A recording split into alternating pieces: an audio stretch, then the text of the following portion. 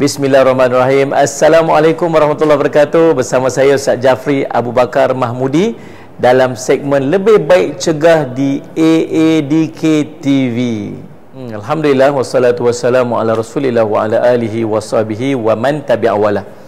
Ramadan bulan puasa, Nabi sallallahu alaihi wasallam menyebutkan dalam sebuah riwayat, sumu tasihu, kamu berpuasalah nescaya kamu sihat. So dalam proses kita berpuasa ni, kita menahan perut kita daripada makan, daripada minum, sebenarnya dia satu proses detoxification. Sebab tu bila kita dah berpuasa seharian, kali pertama bila kita berpuasa tu, kita akan ada yang cirit-birit, ya, ada yang pening-pening, sebab dia proses detox berlaku dalam tubuh badan kita. Kalau tubuh kita jadi detoxkan, tubuh kita akan jadi lebih sihat. Subhanallah, selamat. Kita lebih bersemangat untuk bekerja, kita lebih semangat untuk beribadah, dan kita boleh melalui kehidupan kita dengan lebih sempurna. Tetapi ada satu lagi detox yang perlu, yang ada dalam bulan Ramadan, namanya detox hati. Apa yang menyebabkan kita selalu sakit hati dengan orang, kita bercakap dengan perkataan-perkataan yang buruk, kita dengki dengan orang tu, dengki orang ni, bahkan kita terjebak dalam melakukan kemaksiatan, ialah apabila hati kita itu sedang tenggelam dalam dosa. Hati kita itu kotor dengan dosa-dosa yang kita lakukan. Kata Nabi SAW, Allahumma salli ala Muhammad, bila seorang itu melakukan dosa, maka akan ada titik-titik hitam pada hatinya. Satu dosa, satu titik, dosa, satu titik.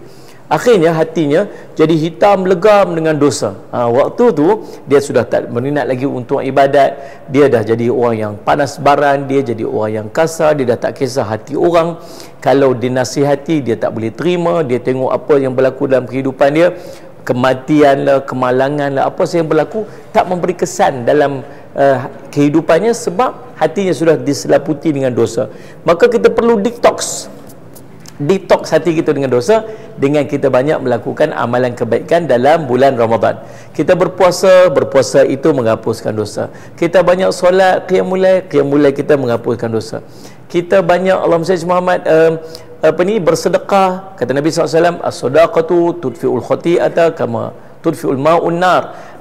Sedekah itu akan memadamkan dosa sebagaimana air memadamkan api. Jadi subhanallah, amalan-amalan yang kita lakukan dalam bulan Ramadan itu sebenarnya amalan itu menghapuskan dosa-dosa dan membersihkan hati. Sebab tu Nabi SAW marah sungguh kepada orang yang masuk bulan Ramadan tapi tak dapat pengampunan. Sedangkan dalam bulan Ramadan ini bulan yang dilimpahi dengan jalan-jalan pengampunan. Dan apabila dosanya diampunkan, apa yang berlaku? Nombor satu, dia sudah tidak lagi bercakap perkara-perkara buruk. Yang kedua, hilang sifat dengki, iri hati dia kepada orang lain. Yang ketiga, ini kepada kita, Allah akan kurniakan kepada kita sahabat-sahabat yang baik. Kita tak duduk lagi dah dalam kelompok-kelompok orang yang nak buat benda-benda jahat, benda-benda maksiat. Allah hadiahkan yang tu. Dan yang keempat, kita lebih banyak mengingati mati dan banyak mengingati dosa-dosa yang kita lakukan. Akhirnya menyebabkan kita banyak istighfar, dan kita tak lagi melakukan dosa-dosa dan kemaksiatan, termasuk penagihan dadah. Wallahu a'lam. Pencegahan dadah, tanggungjawab bersama. Dadah tak payah, tak nak.